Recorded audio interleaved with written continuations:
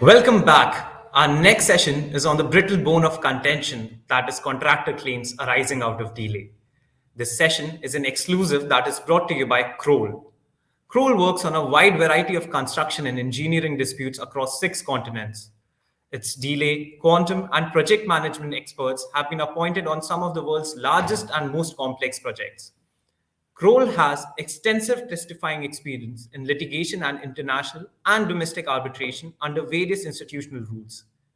Moderating this session for today, we have with us Mr. Paul Darling, QC from 39 Essex Chambers. Mr. Paul, I request you to kindly take over the session. Good morning. Can you hear me? Yes, we can. I'm very pleased. Good morning, everyone, or good afternoon.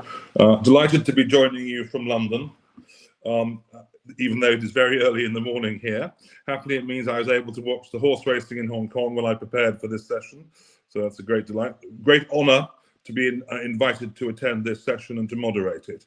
May I just say thank you very much to the organisers for having asked me.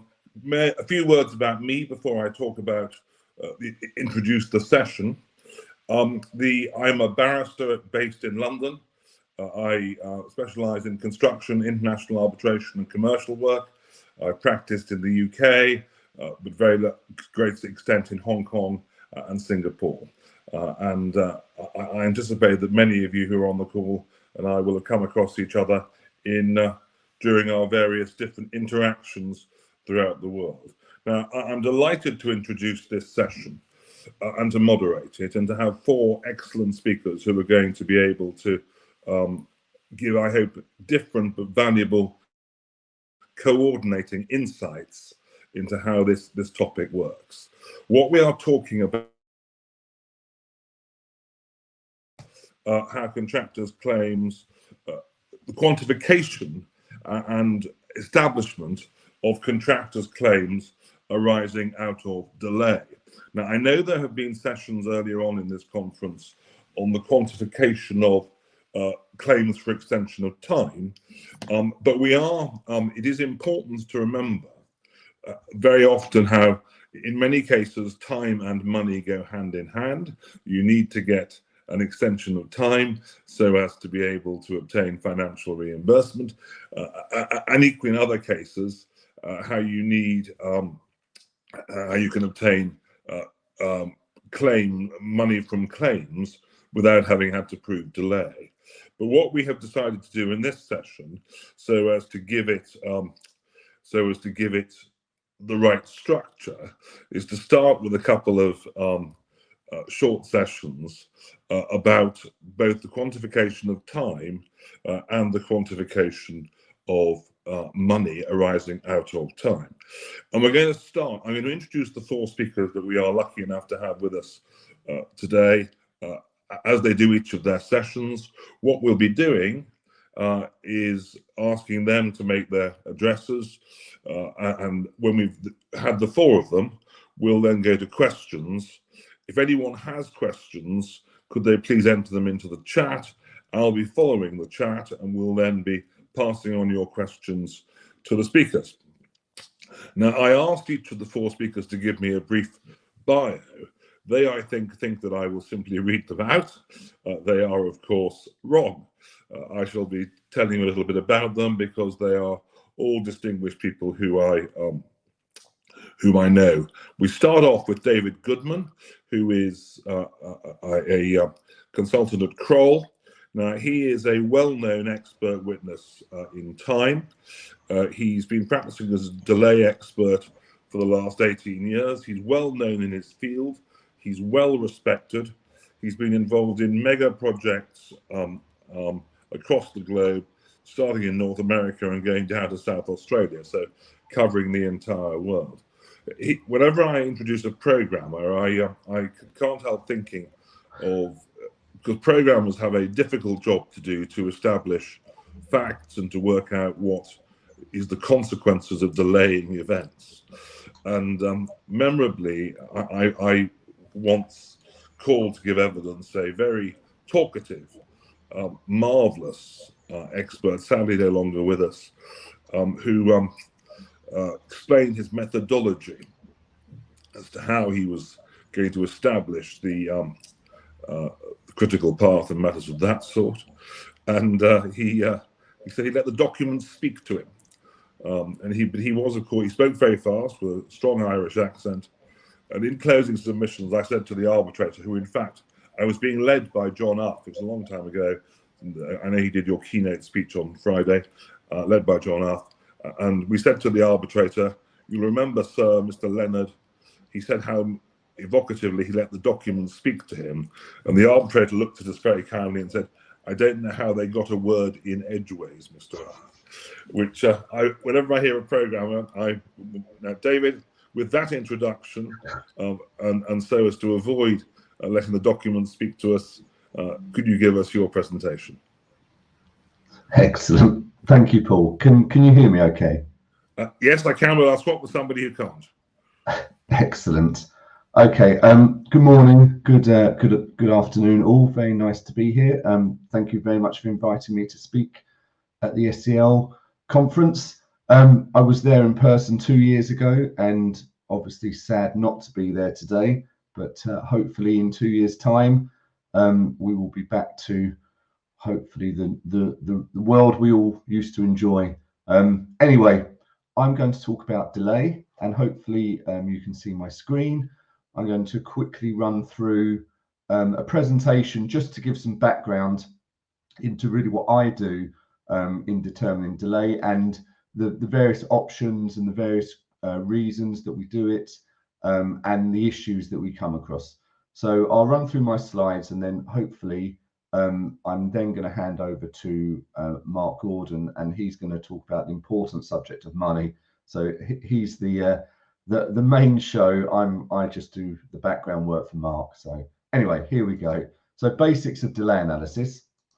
Really, many, at least in my experience, many construction projects have a problem with time. The ones I get involved in, there's obviously lots around the world that go perfectly well. And the issues are really, is the contractor entitled to an extension of time? How much extension of time is due? Must the contractor pay liquidated damages? So therefore, it's the balance between being awarded time and being late. Or can they recover costs associated with the time? So they're prolongation costs, which Mark will talk about. Is there concurrent delay? And if so, how should that be treated? That's obviously a very contentious discussion that we could probably spend the rest of the day on. Were mitigation measures actually taken to reduce the delay? And then did disruption occur, i.e. inefficient working, uneconomical working? And if so, why did disruption occur? So to answer the previous questions, we start with a critical path delay analysis, and we try to conclude why delay occurred. So I'm sure you're all aware of the Society of Construction Law delay and disruption protocol, and that really defines the critical path as the sequence of activities through a project network from start to finish, the sum of whose durations determines the overall duration of the project. So by linking together all of the activities in a project, the critical path can be determined, and as can the duration. And importantly, only events on the critical path are relevant when we're talking about extension of time. You have to be, the activity has to be critical to determine that you're entitled to an extension of time. So it has to have delayed the project.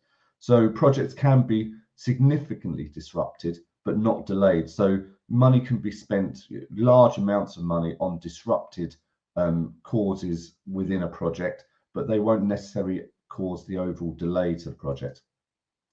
So the role of a programmer. So it's really, most construction contracts require the contractor to produce a program at the start of the works. I call this the roadmap. You need a good roadmap to understand where you're going. So it's really going to show how the contractor intends to construct the works. They should be used to monitor progress. So you have your roadmap and you monitor how you're progressing against that roadmap. And you should update it, which in my view is obviously extremely important. Update the program for any change. So you're trying to really keep that you're really trying to understand how your project's running, where you are in the project. Has there been a delay event? How do you model that delay event to demonstrate whether it's caused critical delay or not? Make sure that variation change orders are included. All the things that have an effect on time need to be updated within the program. And the objectives of the program are really to determine the earliest date when completion can be achieved. So if the program is up to date, you should always know the status of your project, and you should always know when that project is going to finish, because all the information you need is there. So you should be able to, in real time, understand where this project is. And then with all this information, you can identify what activities are actually critical, what's driving this project, which is also important when considering trying to mitigate delay. If you can understand what the actual causes of delay are, then you can focus your mitigation and not spend mitigation money on areas of the project which will not actually recover critical delay. And also the program shows the interrelationship. So it shows how a project is going to be built, how activities relate to each other, how work streams relate to each other, and the rationale of site operation. So it really does tell you everything you need to know. In my mind and in my experience, everything should be there. In a very detailed program, you should understand the labour you need, the plant you need, when you need materials. Everything, as I said, it's your roadmap to a successful project. So the critical path network itself is made using project software, Primavera or Asta or Microsoft Project. We tend to see all of them. Major projects more Primavera, smaller projects probably Microsoft Project. And there's a whole link of activities that determine on that network, as I said, the critical path. They're all logically linked. And it's these activities that if they're wrong, then the planned critical path is also going to be wrong. So it's really important you get this right. And then there's a cheap plug here there's a book called Dealing with Delay and Disruption on Construction Projects by Sweet and Maxwell. And I was one of the authors on chapter 15. And it's really, I talk about the whole importance of the program and why you need to make sure that this is really correct for a successful project. So if we look at the critical path very quickly, and I think it's correct to say that the critical path is the most contentious issue. It's what I spend most of my time discussing with experts on the other side. What was really critical on this project? What was the planned critical path, which we can see in green? And then what was the actual critical path, which on this simple project I've put on as blue. So as I said there, we need to establish what the plan was, and then we need to establish, has anything changed that's caused the change to that planned critical path? And as you can see there, the planned critical path very simply was going through excavation, substructure, etc. And then the as-built critical path, there's an issue that's occurred through MEP procurement, and that's now changed the critical path. And there's a whole problem with procurement. And that's now, as you can see on this very simplified project, that's causing delay.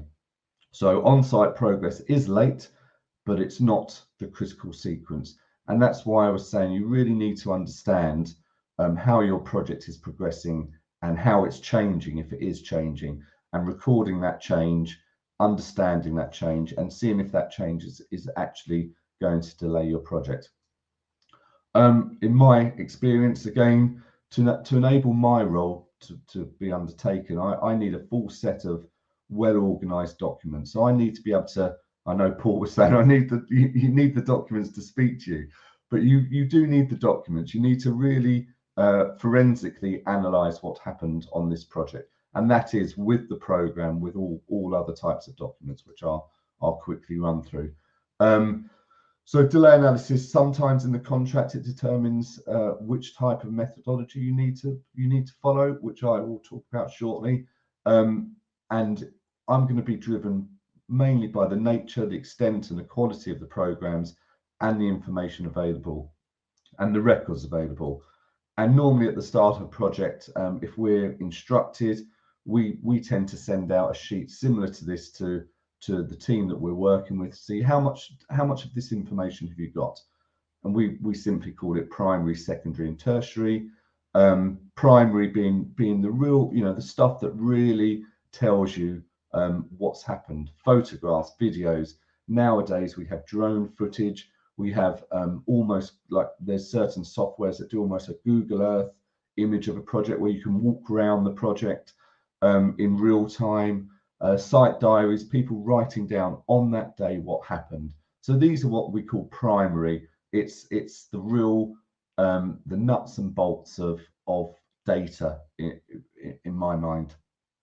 Then secondary, progress reports, look ahead programs, progress meetings. They're one step removed. So they're other people or people recording higher level data. And then tertiary is correspondence, when people tend to put their thoughts down in writing. And again, that's really the order, the most important being primary, and then we tend to build databases through all of this information as we gather it. So a contractor will typically establish the likely effective delay that it will have on the project. So this is the difference between cause and effect. So for example, on a live project, a contractor may say this wall is the cause and this will now delay the project by 1 month. So that's saying this is the cause and this is the effect. As an independent expert, we start with the effect. So we say, okay, this project is late. We start with it being late, and then we look to establish the cause of that. So we start with effect and then deal with cause. So this project was delayed by 2 weeks, and we look at why was that project delayed by 2 weeks. And in my mind, this really is, it leads to an objective approach, because we're not determining, we don't have a list of events that we're trying to establish delay for. We find the delay and then we try to establish what the events were. And I think that's an objective view of a project. We haven't got a predetermined list of issues that we're trying to fit in. We start from the other end. So just looking at the methods, I'm quickly going to touch on a few methods. Just again, establishing delay. You may recognize this table from the again from the SEL protocol. It gives the standard types of delay analysis: impacted as planned, time impact analysis, time slice windows, as planned v as built, longest path, and collapsed as built. And you do tend to see all these, one time or another, all of these versions of delay analysis, and they all have their own benefits and they all have their own issues. In my experience, and what I tend to do, if possible, obviously looking back at what the contract requires and also looking at what information we have, is the as planned versus as built windows analysis. I think that gives the most robust review of a project, clearly identifying what was planned, then identified what happened, and then trying to understand the causes of that.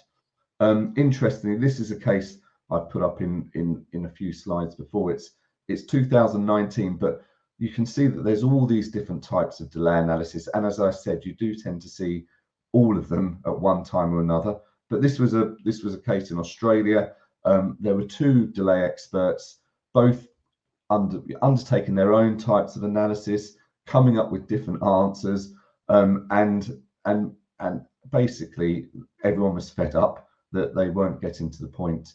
And the judge in this case said the only appropriate method is to determine the matter by paying close attention to the facts and assessing whether White, who was the plaintiff, has proved on the probabilities that delay in the underboring solution, which was the issue, delayed the project as a whole, and if so, by how much. So that's saying all I want to know is factually what happened, why was this project delayed, how much was it delayed by, a factual based analysis.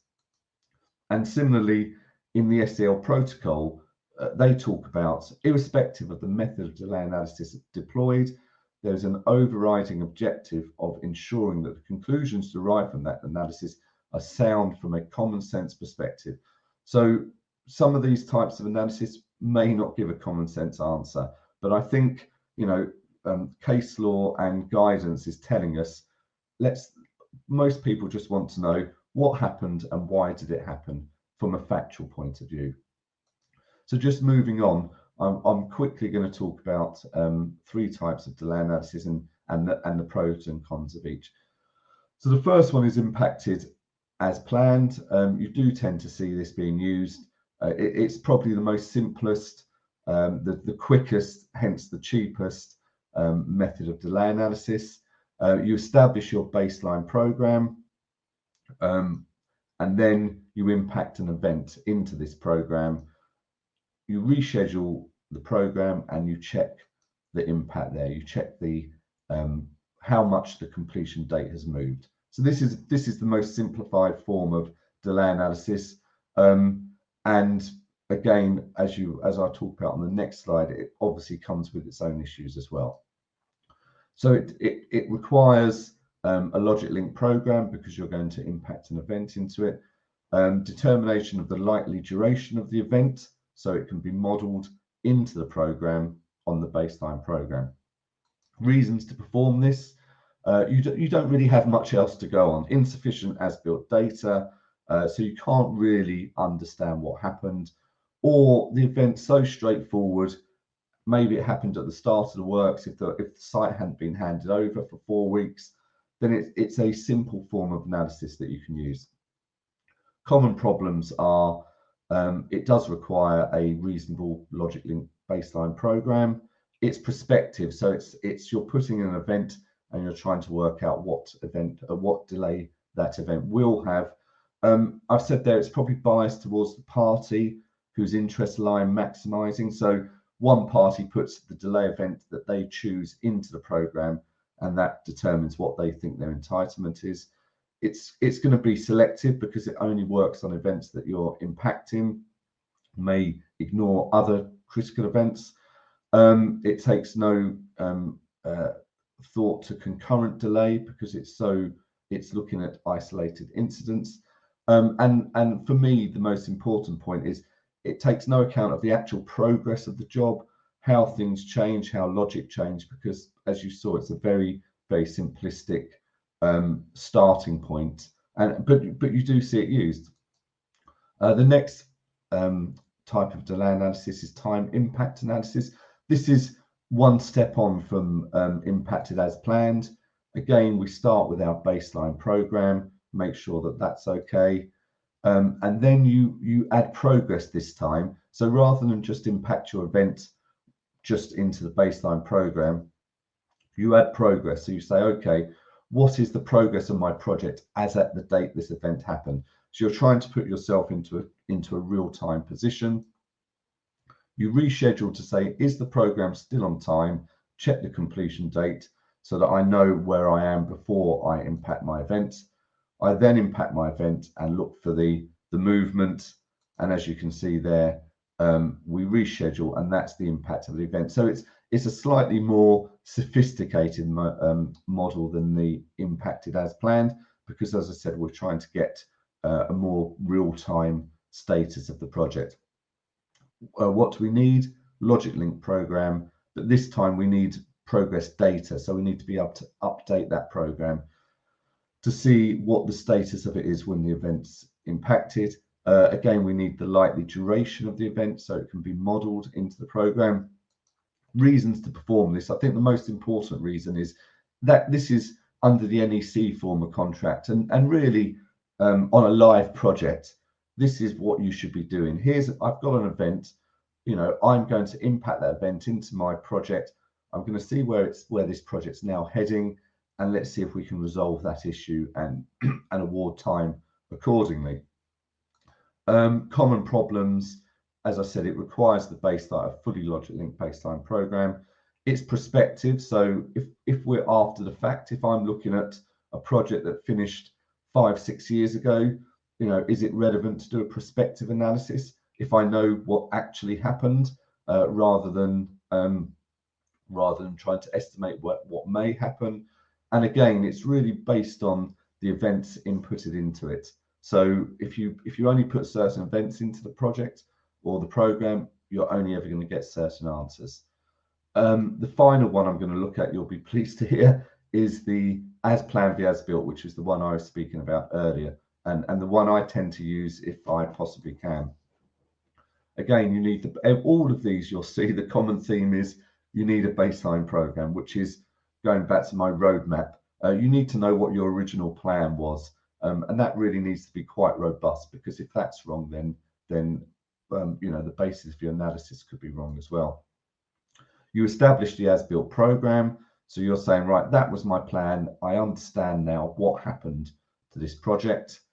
And then from reviewing the forensic review of all the data, you establish what was the critical path on this project. What changed? This is now my actual critical path, the red bars on the project. And then all we do is we break that up into windows, and we say, right, if I'm comparing my actual program with my baseline program, as you can see, in the first period, I didn't suffer delay. In the second period, I still didn't suffer delay in window 2. In window 3, I'm now, when I compare my as-built with my plan, I'm now 5 days behind where I should be. And as I said, it's a effect and cause. I'm 5 days behind.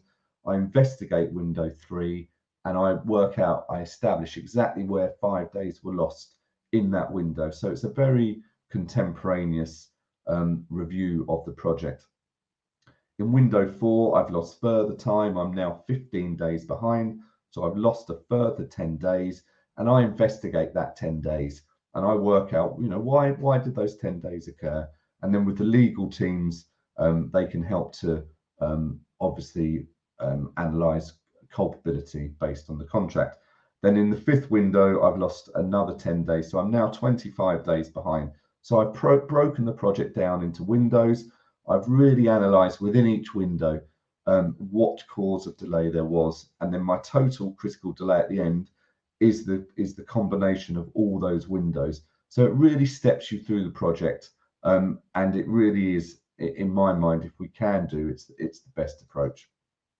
So just quickly talking about, it needs, again, all of these methods and as-built program. It needs a detailed as-built program. We're trying to work out exactly what did happen. You need sufficient as-built information so you can understand the factual causes of delay, and you need to determine the actual critical path. Those two are very important. Reasons to perform this. I've said there program updates are few and unreasonable. So it's not a program heavy type of analysis. It's the only method that determines the critical path contemporaneously. I've said that besides the time slice windows analysis, but the effects of delay retrospective is capturing actually what was the delay, what actually did happen. There are, with all of these, there's problems. If the baseline program's wrong, you saw when I compared the two, if you're comparing against an incorrect baseline program, you may come up with unreasonable results. The critical path establishment is not robust. You can't quite work out what the critical path is, then you're going to have problems. And project records, again, if I'm looking in a window, I know there's 10 days of delay, I can't establish why, which goes back to there's a whole discussion about keeping adequate project records.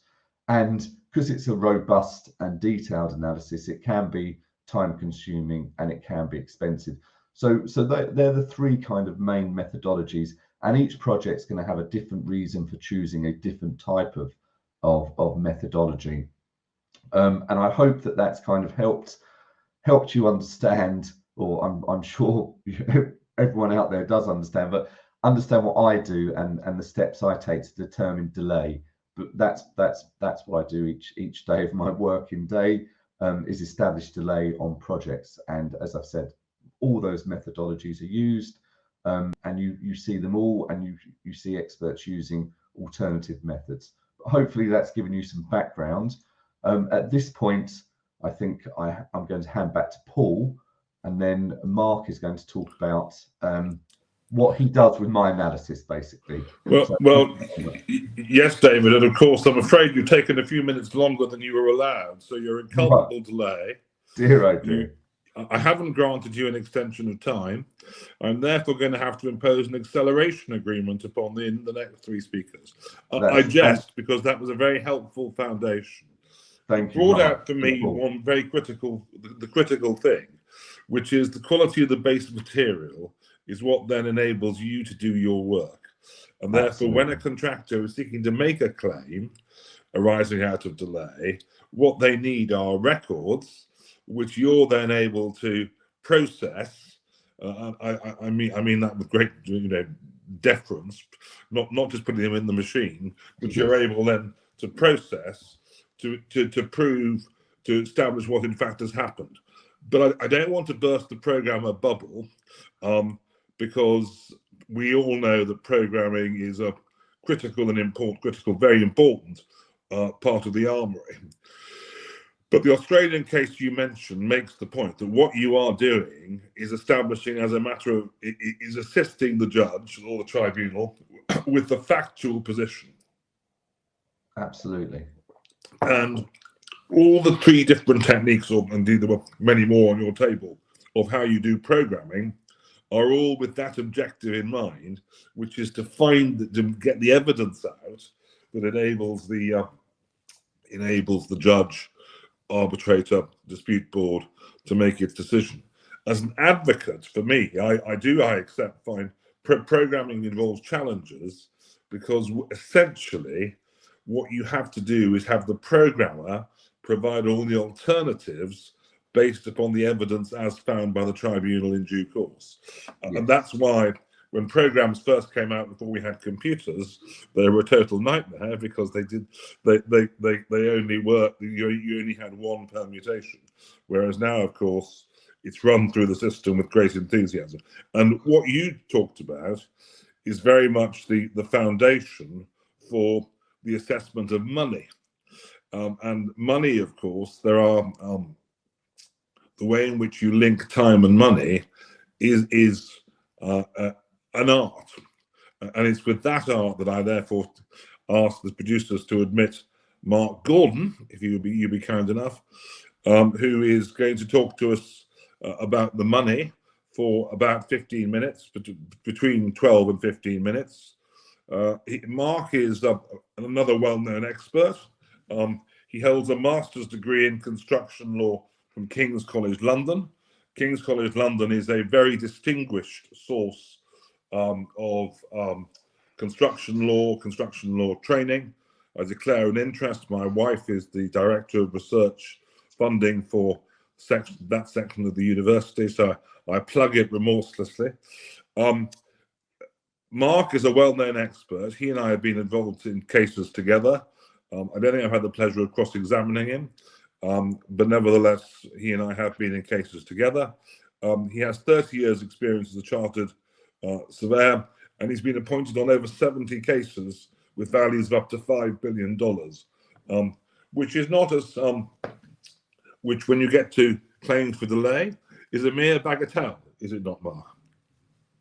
It is indeed, Paul. I feel like the relative with yourself and David in the room, but I like to think it's all about the money, Paul. Yes. Well, ultimately, it's about the money. I mean, marvelous news. Your project was early or it was late, but there's no money. I mean, that, you know. So you're the man who really matters. Well, it's kind of you say so, but I'm sure that in many circumstances, I feel like that legal points and points of delay are. Well, there's an important point before you start, which is obviously money comes from contracts. And therefore, the nature of the entitlement, and we're going to talk about that slightly later on in the session as well. The nature, you know, there's no right per se to money. The question is, what is the nature of your contractual claim? Either it's a contractual entitlement or a claim for damages. And that's obviously the starting point for your consideration. Absolutely. And if I could just take the slides onto the screen at this point. Thank you, Paul. Good afternoon, everyone, and thank you for inviting me to speak to you again today. As with David, I was kindly invited in 2019, and I'm just sorry I can't be with you in person. I'd like to spend the next 10 or 15 minutes just discussing prolongation costs and just feeding off the back of what of David's analysis, as we so often do. Quantum can obviously cover a multitude of issues, but in particular, I'm looking here at prolongation costs, the types of costs recoverable, and the evidence required for an arbitration.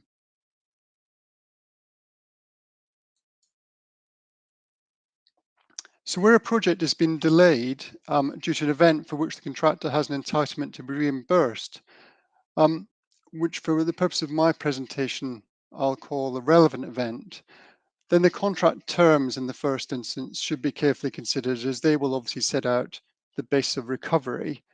However, these typically follow the intent of the Society of Construction Law. The drafting committee, for which helpfully included one Mr. Paul Darling on our panel moderator today, so any questions should be gladly taken. But I set out here the wording of it, and to me, it's the last sentence is the key. The objective from a financial perspective is to put the contractor in the position that it would have been but for the delay occurring. And in financial terms, that is, but for the delay, how much would the contractor have incurred as compared to what it actually incurred? So when does time equal money? Well, the obvious answer is where there's a critical delay, either of a milestone or the project overall, caused by a relevant event. Then, subject to the contract terms, all time-related costs are normally recoverable. For non-critical delays, the contractor will not be entitled, obviously, to an extension of time as no completion date has been affected.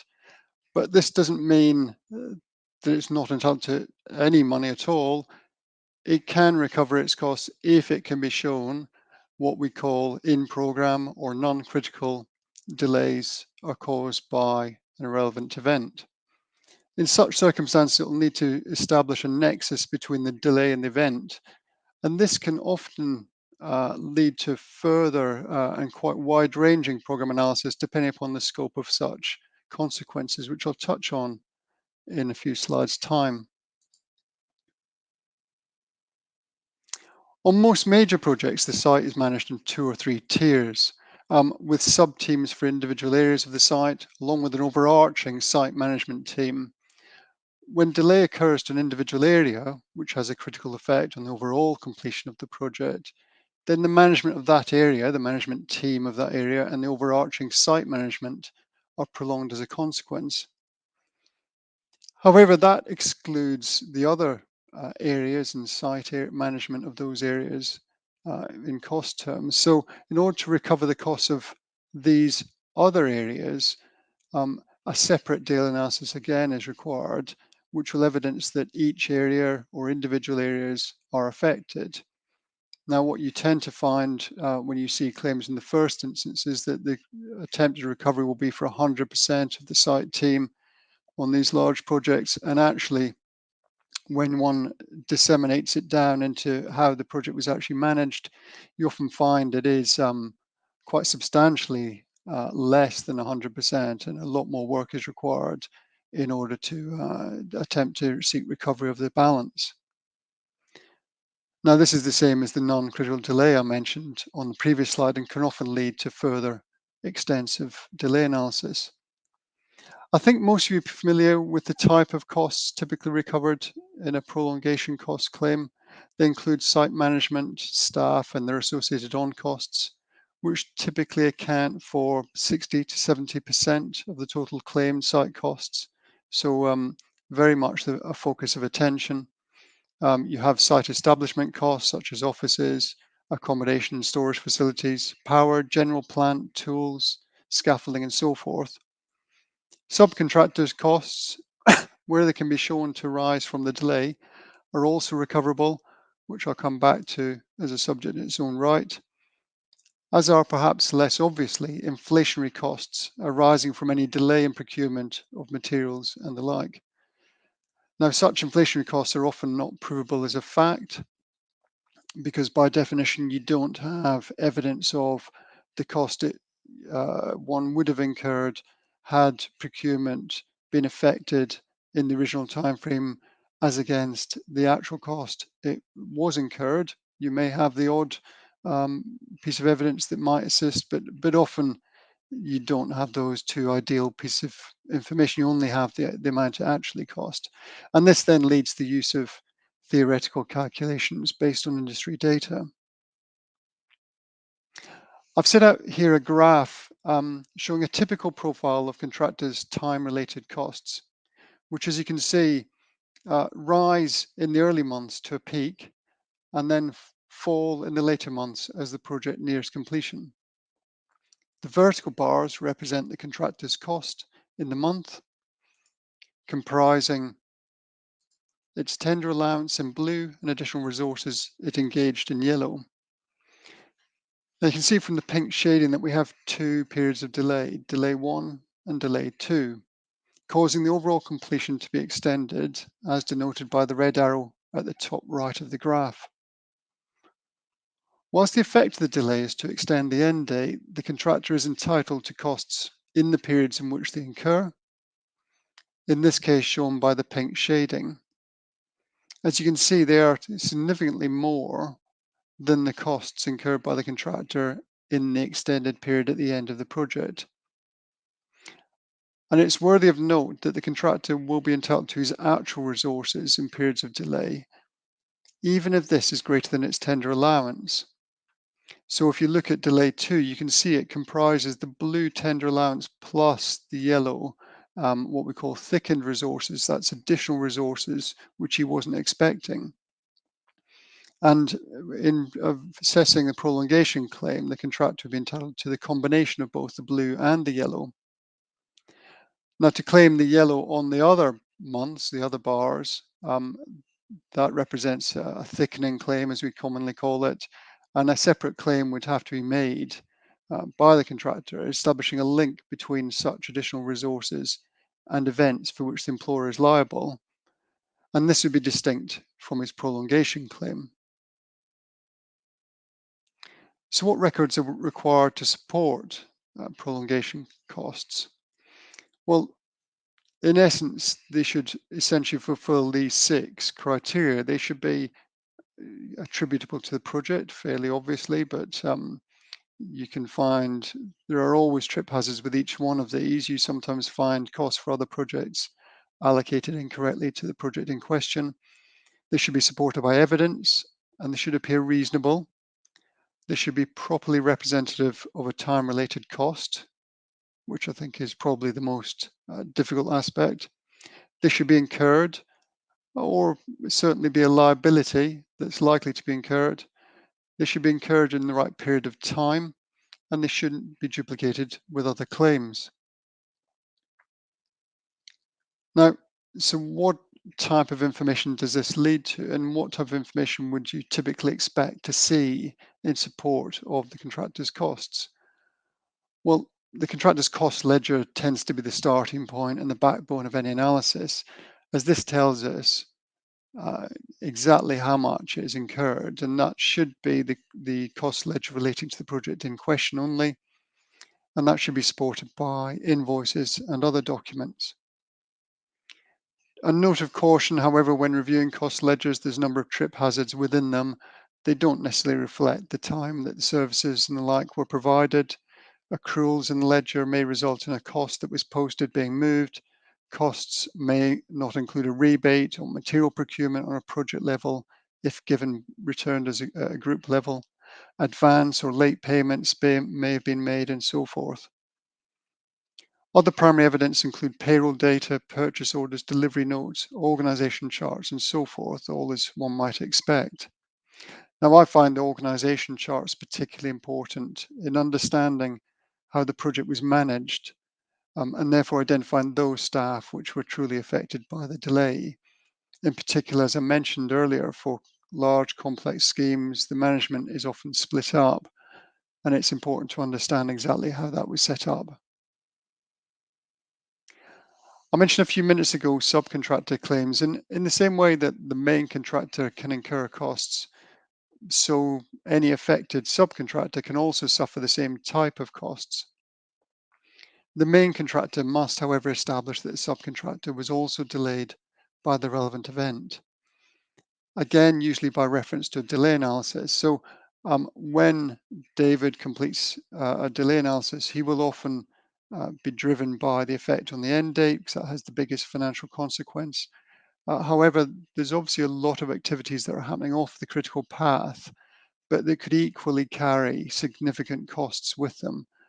And they'll be driven by other subcontractors and other issues, or they may be the same issues, but usually separate, distinct issues, all of which need to be considered if the main contractor is intent on recovering the costs. I've set down here a few notes on dealing with subcontractor claims submitted as part of a main contractor's claim, because it's not usually simply the case that one can deal with them in exactly the same way as the main contractor's claims. In an ideal world, of course, yes, you'd have the subcontractor's cost ledger, etc., and you'd be able to vet that at the same time. However, whilst they're valid in principle, they must first be proven to have been delayed. But often we find that subcontractors' claims either have not been paid at all, or have been settled by the main contractor on a commercial basis, given the lapse of time in the intervening period and the relationship the main contractor needs to maintain, or he might have been put under a lot of pressure to settle it in advance. Now, for unsettled claims, money that hasn't been paid out, there's obviously a clear question mark about that as to whether it's a loss. And it's clearly not a loss incurred, but it's important to try and establish and advise the tribunal if it's considered the main contractor is likely to be settled and at what level. Now, a useful barometer in this is any offers made by the main contractor in attempting to settle it. Where a claim has been settled by way of a deal, there's often a lack of detailed supporting evidence to say that the figure agreed is reasonable and what part relates to the recoverable element. And this is a whole subject in itself, and often is the focus of much attention. And almost by definition, the fact that it was settled on a commercial basis means there was a lack of proper evidence. And whilst this may not be fatal, it is important for contractors looking to recover subcontract costs to take advice before settling, as it may prove extremely difficult after the event. Moving on then to recovery of a contractor's overheads and profit. When I refer to overheads, I mean off-site head office overheads, which aren't directly costed against the project. Okay, so we have two types of overheads, which are specific overheads and those which are general overheads. Specific overheads are costs, usually management staff and visiting professionals, expended during the period of delay.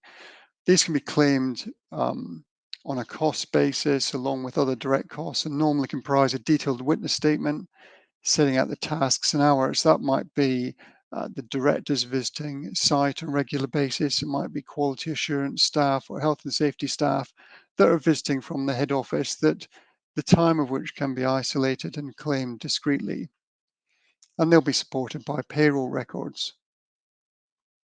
The general overheads, on the other hand, are those costs which cannot be directly allocated to the project, such as the cost of the head office itself, or the accounts department or marketing departments in the head office. These need to be claimed as a loss of opportunity. That is, the delay retained the site management, preventing them from moving on to another project, which would have provided the contractor with a contribution towards its overheads. The key here is to show that there was other work available, which the contractor would have been working on but for the delay. Now, in my experience, this is extremely difficult to show for major contractors, which have a regular flow of work and flexibility with resources. But obviously a lot easier if it's a smaller contractor who has only one or two projects on the go at one time. It can clearly show, or can often has a better opportunity to show the impact of any extensive delay. Similar sort of lines, profit is often claimed in addition to the overheads, and the two often go hand in hand, as again, it relates to a loss of opportunity claim. And as with the overheads, if the project team had been released earlier, then they would have gone on to work on another project and obtained a contribution towards their profit. And as with the claim for general overheads, it will need to demonstrate that it turned away other work. The level of profit is normally determined by reference to the contractor's accounts, which will indicate what it typically made over the last 3 years or so. And that needs to be considered prior to the year in which the delay occurred, because obviously there's an impact of the delay itself. And it is worth noting that any assessment should potentially be abated for any profit paid through the variation account. For example, if a delay was caused by client scope additions, then the contractor is likely to receive a contribution towards its overheads and profit in the normal pricing of the additional works. And this overhead and profit, it can be argued, duplicates with a general claim for loss of profit arising from the delay. So once an entitlement in principle to general overheads and profit has been established, a formula-based calculation is normally adopted. Now I've shown here two common calculations, the Hudson and the Emden formulas. The Hudson formula is not preferred generally, as it relies upon the contract overheads and profit percentage, which is theoretical and always open to debate as to whether the contract allowances were ever achievable. The Emden, on the other hand, is more favourable, as it relies upon the contractor's published accounts and as such generally considered to be more realistic. And finally, financing. Financing is a normal head of claim and can be significant on larger disputes where the time between prolongation costs are incurred and an arbitral award can be significant. There are essentially two types of financing charges: the loss of interest on the money not paid and the interest on an overdraft used to fund the prolongation costs. Now, it's important to remember that financing costs are secondary, and as such, they stand, fall, and fluctuate with the claim itself. And where the claim is successful, there's generally an acceptance of a loss in principle. But checking a contractor's bank statement to see if it has an overdraft or not, which is quite a common sort of starting approach, is, I think, unhelpful, as it doesn't explain why it may have needed the overdraft. And as such, it doesn't establish that it was due to the unpaid claim. And in these circumstances, and for these sort of reasons, it is often acceptable simply to apply a typical bank lending rate, of which there are many, plus 2%, rather than trying to establish what the contractor's actual loss is, with all the challenges this presents. And that's it from me, but look forward to receiving any questions you've got. Absolutely Back to you in the excellent. studio, Absolutely excellent. Your talk about two things come out of that for me.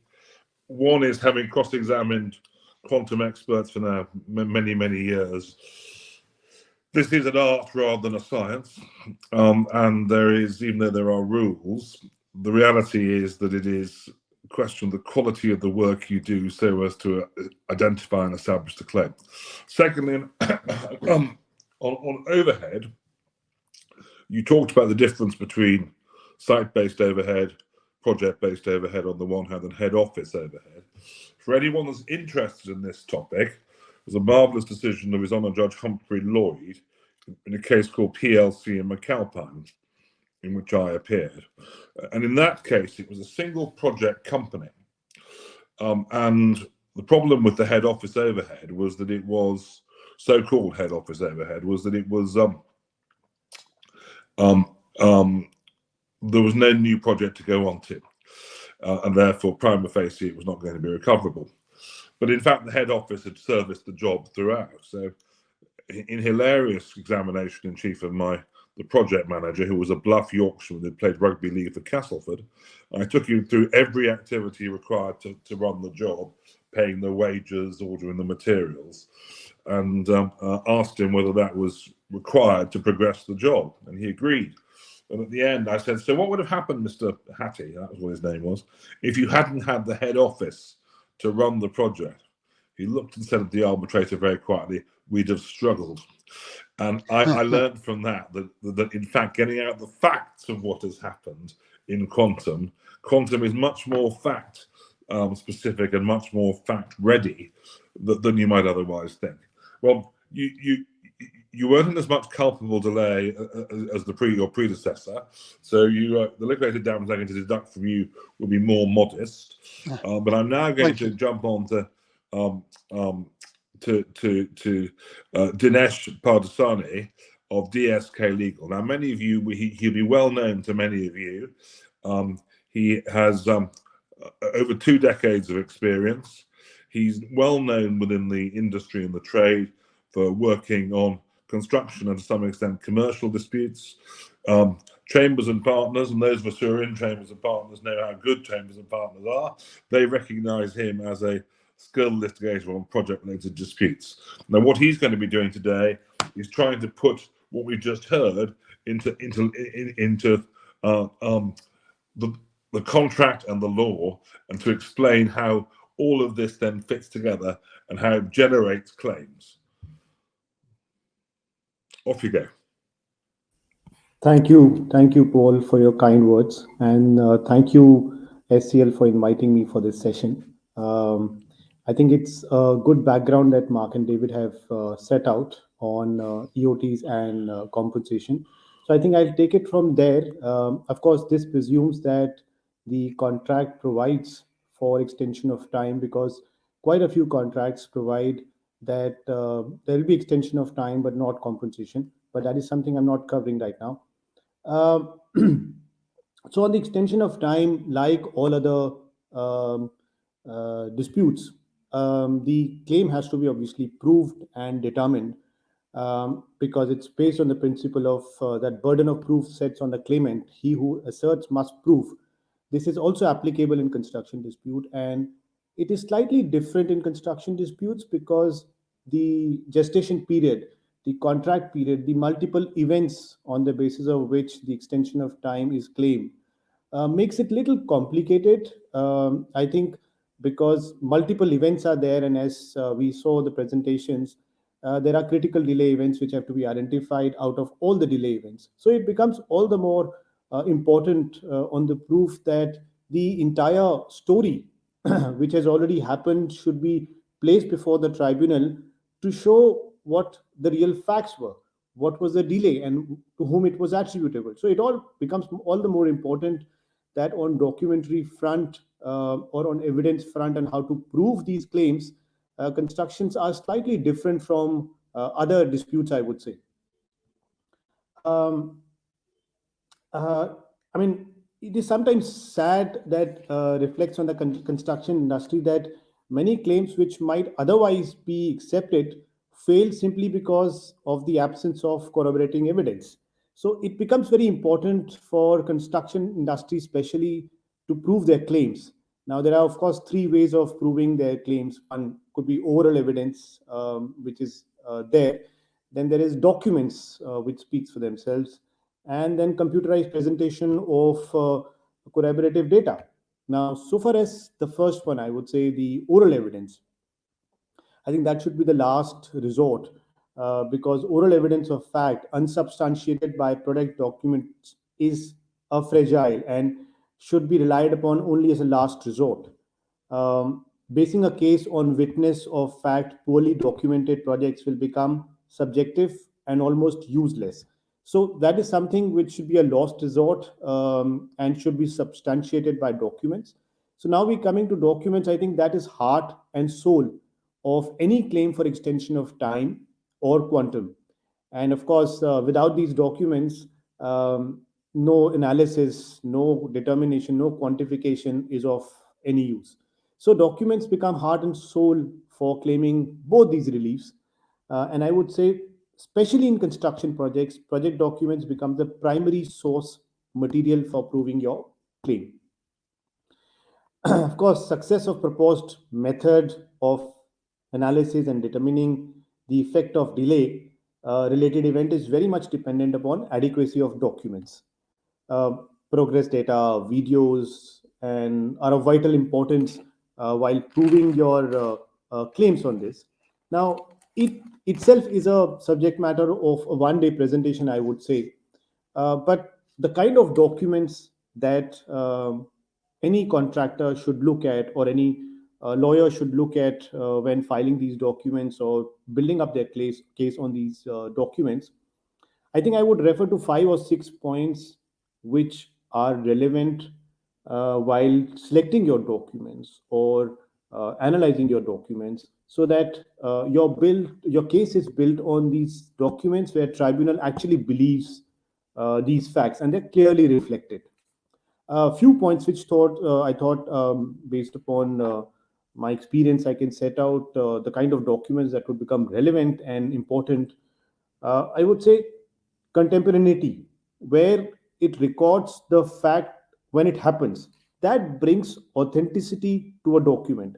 Now, a fact of delay, when it is recorded when it happened, brings a different flavor altogether. But if the same fact is recorded at the time of termination or closure, it becomes more of an afterthought. So, from that perspective, documents which are immediate are the most relevant, which sets out the fact or the delay event or any fact that has happened on the basis of which your time claim is based on. That brings authenticity to your factual position. Second, I would say, is neutrality, where a document is more neutral, which is talking about what happened and also giving the other side of the story, also brings more genuineness to these correspondence, where tribunal feels that, look, I think that's how the position was, and that's how the correspondence or documents are setting it out. So that again brings more support to the factual position that you intend to prove, to bring more reasonability to these documents, which helps you in supporting your claim. Third kind of documents could be where it relates to approved documents. Say, suppose some minutes of the meetings which have been signed by both parties.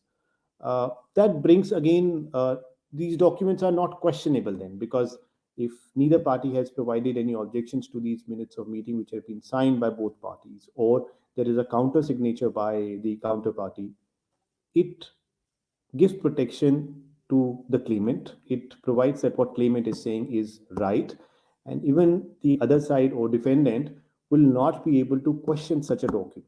So that is a third type of document that should be considered when you're building up your case or relying on these documents. Fourth could be formal and consistent progress.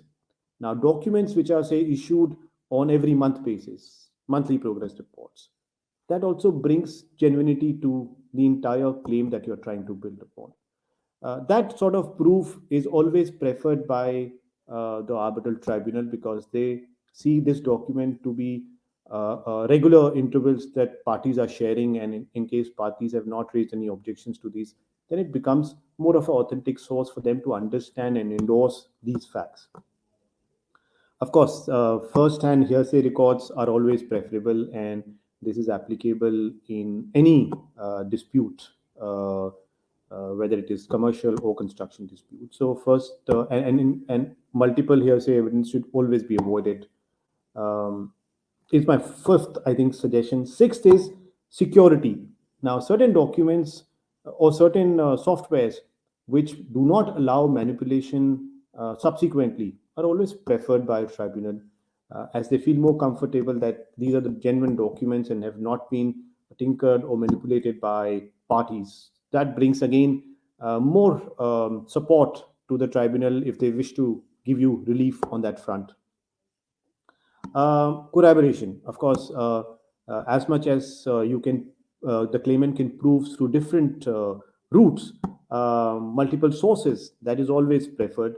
To give an example, if there is a progress report which shows that the work was done, and if it can be corroborated with the resource allocation diaries, then that brings that, look, there is a claim, there is a fact to which they wish to prove, and there is a supporting document that brings support and helps in proving what you wish to prove. So I think these are few important points which you need to consider, or claimant needs to consider, when they are proving a claim on the basis of which they are supporting the entire claim. And this should be kept in mind when selecting these documents. Another perspective, if a claim has to succeed, it must be able to obviously demonstrate a causal connection between loss it has suffered and the compensation event, which my earlier speakers have already mentioned. But that becomes important through these documents to prove. Now, of course, when the documents are not there, it becomes a challenge. But it is not that when the documents are there, because there are certain projects which clearly have good documentation, it is not that it is without any challenges. So even with documents, the challenge is how do you organize them, how do you digest them, and how do you uh, produce a credible analytical result, equally becomes important. So while the client might just dump the documents, but how the lawyers and the experts actually analyze them and how them put them order also is a challenge in itself. So sometimes more documents also bring challenges to it. So on proof, one last point, I think the claimant who has suffered the losses or the time because of the non-compliance or breach by the other side, I think it's a hardship. But I think how that hardship um, can be shown depends upon the quality of data gathered and analytical skills of the expert. So if that can be married, I think it's easier to prove extension of time and compensation. Now coming to the determination bit, I think determination. There is. Let me just see my cheat sheet. So I think on determination, of course, the contract law is clear that the party who has suffered or the other party who has committed breach, the non-defaulting party is entitled to compensation damages, and of course, the damages have to compensate the party who has suffered and not sort of um, giving them profits. But the whole idea is that it should not be more than the damages that the claimant has suffered. So Section 73 of Indian Contract Act is very clear on that. I think the idea is how to determine these damages.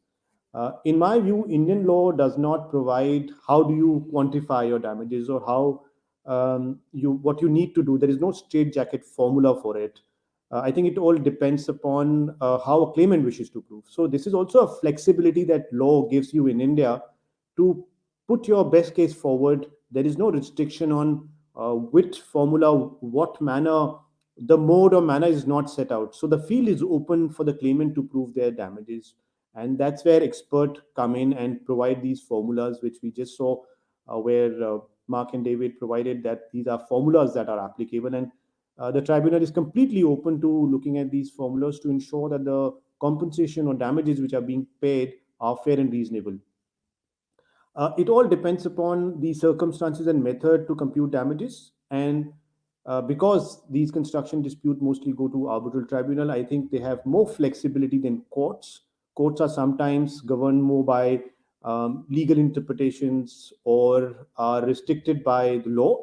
I think arbitral tribunal has more flexibility because they're the masters of interpreting the contract, and they can certainly look at what is a viable option to compensate the contractor, which formula I think would make sense to them. They are open and free to give. So therefore, I would say the complete flexibility is there on determination of these damages. Some, of course, some amount of guesswork in these disputes is inevitable because you cannot provide proof of penny to penny for this. So therefore, that flexibility is there with tribunal. Uh, and the way tribunal will always look at quantification or determination is more of a hypothetical exercise. The tribunal does not apply the same balance of probability approach as it would apply for proof of past facts. Rather, it estimates the loss by making the best attempt it can to evaluate the loss.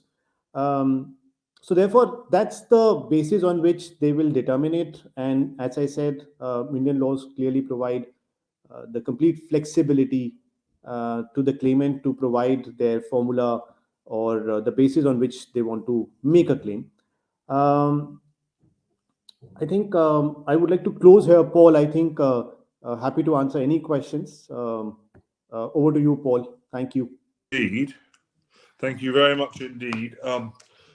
We are seeing a trend across the three excellent first speakers of obviously delay, so we'll have to bear in mind that we're taking a bit longer than we planned, but not disruption because it's gone very well. But we are seeing, in my view, two contrasting trends. One is rigor, complexity, process, etc. on the one hand, and on the other hand, tribunals simply wanted to decide things as a matter of fact. And I think that those two do in fact go together, because what tribunals are doing is doing the best with the material that the parties provide them with. And what these three speeches so far have told us about is what is available to you, what you need to do, and the devices that you can use. And we've had some stuff about different methods of programming. We've had different methods of quantifying overhead. Ultimately, all that each of them is doing is trying to get to the facts of the particular dispute and apply them to the contract. Now that segues nicely into our fourth speaker, who is shoehorned into a short period, Rashmi Kathpalia, who is, I know, well known to all of you, Legal and Compliance Director of Technip Energies India Limited, and in-house legal counsel for a major EPC company.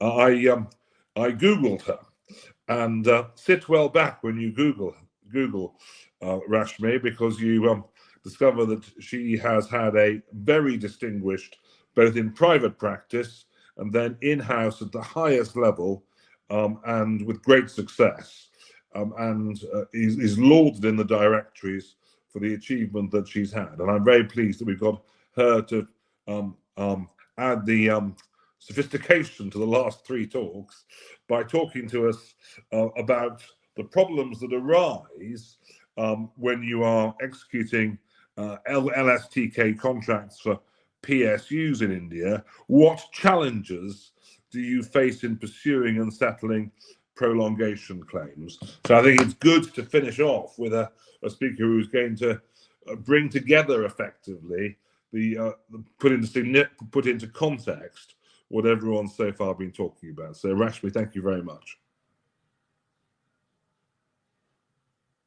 I think you're on mute.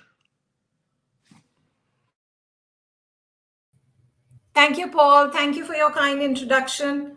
And it's a privilege for me to be speaking with such esteemed panelists, as well as a moderator such as yourself. This is the first time I'm attending the SCL conference, and it has been an amazing and enlightening experience so far. Much knowledge has been gained by me. I apologize if there is any Sunday morning street noises creeping into while I speak.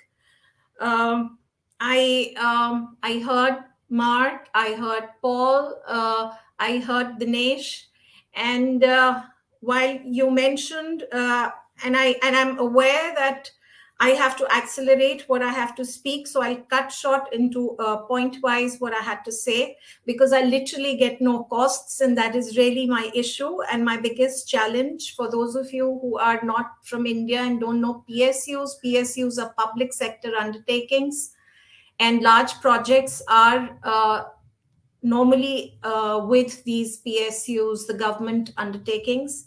And so most contractors, large or small, are working on these projects for these government undertakings.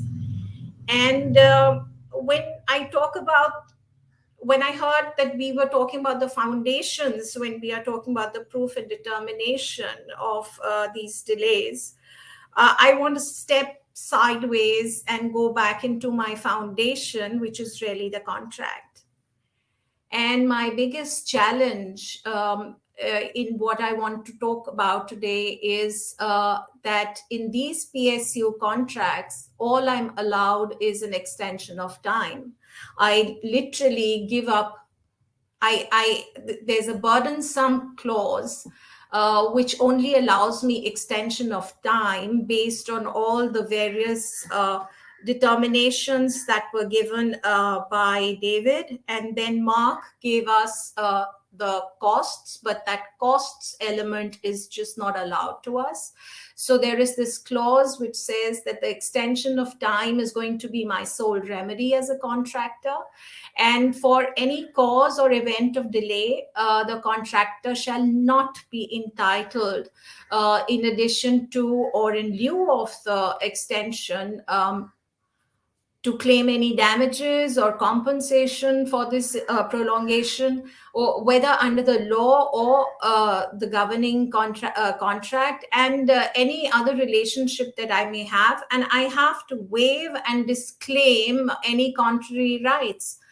And as most of you will know who have worked in the Indian sector, Indian jurisdictions, these PSUs do not allow you, we do not have any power to negotiate. When we have given a bid, it is a zero deviation bid on this clause specifically.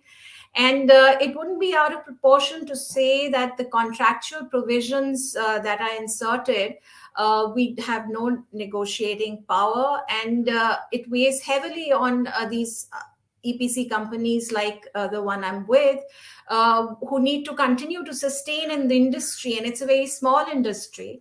And we have no option but to execute these one-sided, sometimes draconian contracts, which allot the entire risk to the contractor, where it comes to extension of times is all that they are going to allow. So Mark in his presentation said that in his, I think it was slide 2, he said, unless expressly provided for otherwise in the contract. And so my contracts, which I have, the sole remedy provision of extension of time doesn't connect with Rule 20 of SCL protocol at all. And while these are good points to have for reference, since they are not part of the contract, I have actually agreed on this cost not being allotted to me, even though forcibly so. Not much can be done about it. And so, especially in the given scenario, and I know that we've been agreeing to such clauses, and we can't really quantify as to the costs and price it in, because as you know, in India, it'll always be an L1 that is chosen for executing the project. What happened with COVID and the pandemic and the force majeure clauses, all that we have been offered is extension of time, which is also limited by the government companies. It doesn't extend to from the time that the project started getting impacted by the COVID when it hit China. So so there is another parallel problem that's going on, which is the challenge that not only is there a clause which allows me only extension of time, and I have opted to choose that, and I have given up my right for costs, but also this great unprecedented event has happened, which is the pandemic. And so what is the route that I'm going to take? What if there is any alternate resource? Because we have Supreme Court judgments which say that once you have agreed to such an exclusion, the liability clauses stand valid and enforceable. And so in both, in all the judgments that I studied on the point, in essence, the concept of my having given my specific consent, where do I go from this? How do I deal with this extension of time being the sole remedy, and not having any leeway out of the exclusion of liability of the clause that has been imposed on me? There are jurisdictions such as UK and Hong Kong and US, and even under the civil law countries, where there is a requirement, there are separate statutes, there are requirements of reasonableness which need to be imposed, and there are enactments where it is necessary to support the construction contracts towards that reasonableness. But in our case, in India, there is no opting out of such exclusion clause. Given this scenario, what are the options that are available to us to step out of this? Well, I had a chat with Dinesh yesterday, and he mentioned to me that no, how about there can be a situation where there can be a doctrine of frustration, but I don't want to stop executing my project. That doctrine of frustration is not applicable in a situation such as ours. It's a very small industry. We are very few players. Even the PSUs, they are typical PSUs who are floating these big projects. So an option is principle of good faith. Despite our commercial contract not having this clause, we still maintain our records the way that Mark and Paul have advised. We follow the procedures and hope that when we present it to the client may give us some discretionary leeway to give us an enhancement, either by way of the extension of time, adequate extension of time, and or some costs related to it. Now, the contractors also rely on several other alternatives, and a suggestion has been made that you can doctrine of frustration, or repudiate the contract, or claim compensation, put the client to notice on the terms that are available, and you let them know that I will only execute further if my such and such cost is going to be accepted and allowed for this prolongation cost. But normally the client only directs us to the clause which is an exclusion clause, and so again, I have no recourse, and I cannot suspend during the time when I do not have any cash flow, because I do not have a non-payment suspension for non-payment clause. So ultimately, the expectation is that despite this prolongation and no costs, I have to put up my claim for arbitration, and for an arbitrator to work it out whether this exclusion is onerous or burdensome. And as Gopal Jain in the earlier in today morning's talk on liquidated damages and other costs mentioned, that the jury and or the judges to decide on this matter is still out. The final option, of course, is that we go to the High Court and we file a writ remedy before the relevant High Court on the substantive terms of the tender, and we say that it's arbitrary, discriminatory, and unreasonable, etc.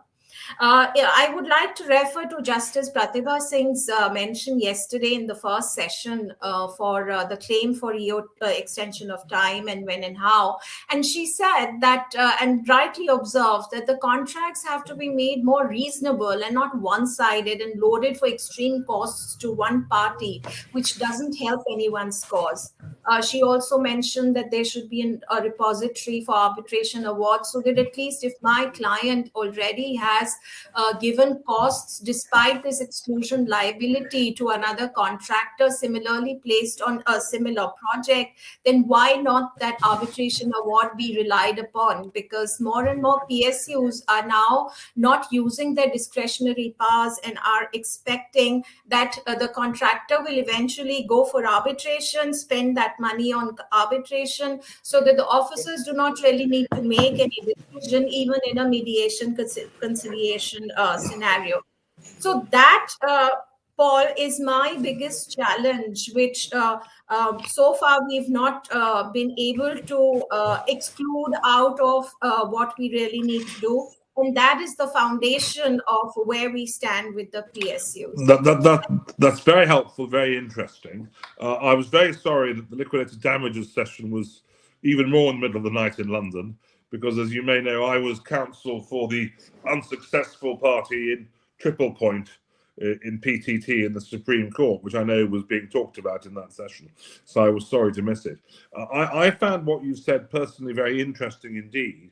And I just wanted to, very short of time, I'd like to give Dinesh an opportunity just to comment on the area, bearing in mind his expertise as well.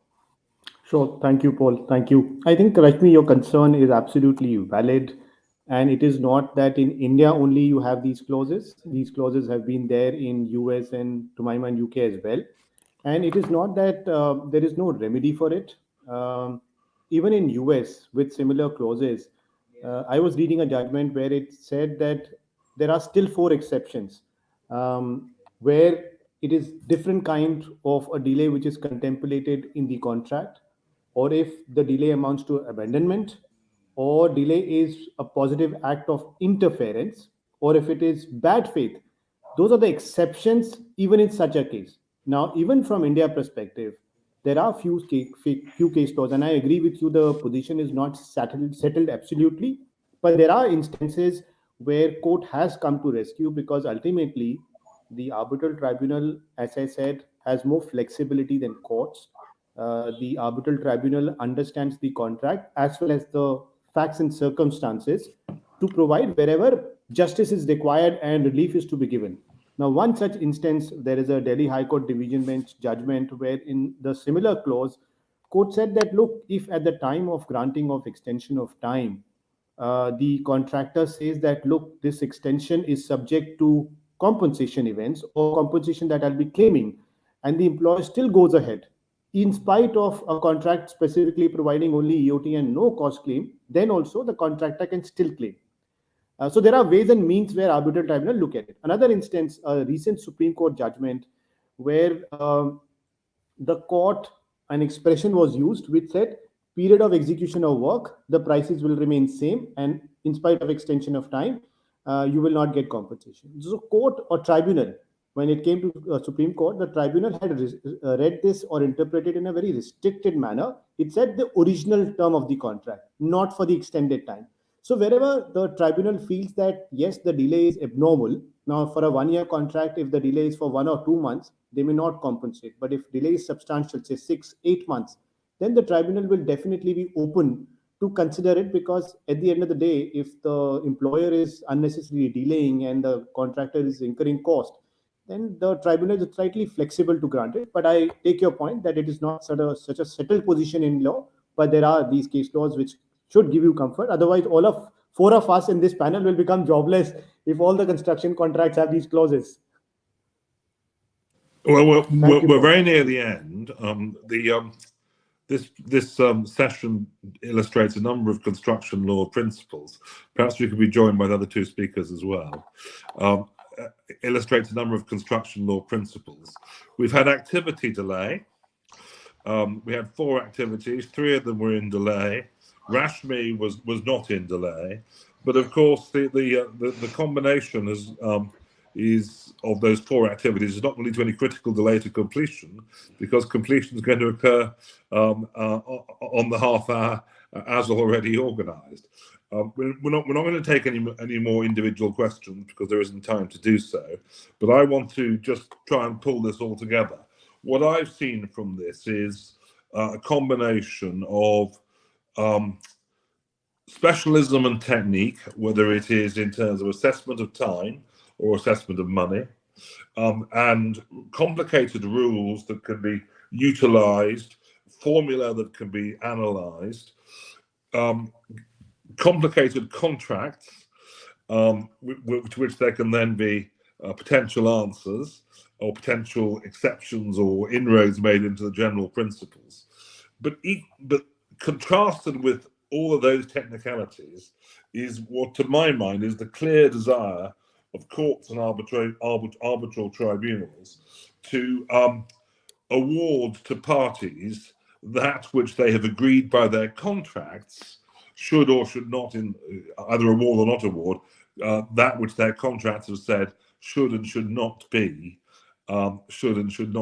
provided to the parties. So on the one hand, you've got complexity, and on the other hand, you've got general principle. And I think we've had all of you will agree, I'm sure, that we've had 4 highly excellent speeches from 4 highly expert speakers.